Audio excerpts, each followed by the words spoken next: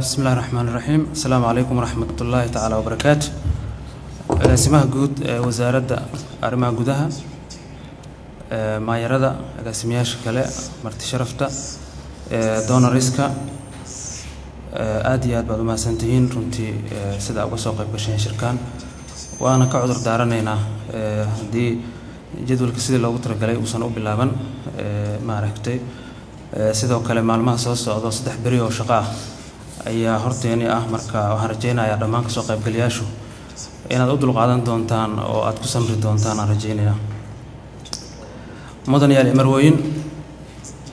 sharaf ay tahay inaan kulankan idin kala soo qayb galo aan idin furo kulanka wada tashiga ah ee dhameystirka baahinta anaanka maaliyadda dawladaha hoose kaasoo ahmiyad gaar ah u leh xukuumadda federaalka ee Soomaaliya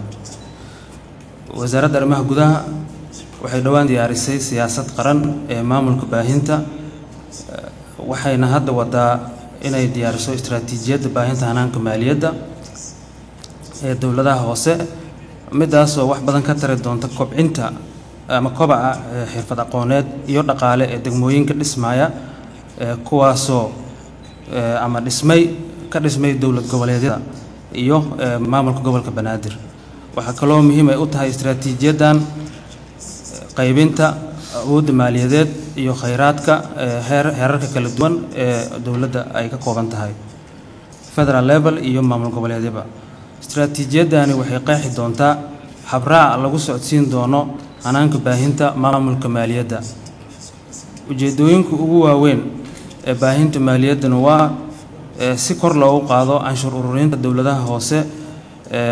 maamulada hoose waa inay yeeshaan madax banaani ay maaragtay ku ururiyaan canshuurta heer deegaan waa inayna si awood ay u yeeshaan inay qarash badan ku bixiyaan bixinta adeegyada guud ee bulshada loo qabanayo horumarinta iyo dib u habeynta baahinta maaliyadeed ee dawladaha hoose waxaan rajeynayaa inuu kulankan noqdo mid miro dhal ah wax badanna ka tara dalkeena iyo dadkeeniba ay u taro ama maaragtay ku soo kordhiyo danna u ah si aad isku weedarsataan aqoonta istiraatiijiyadda maaragtay lagu saleynayo si ay u noqoto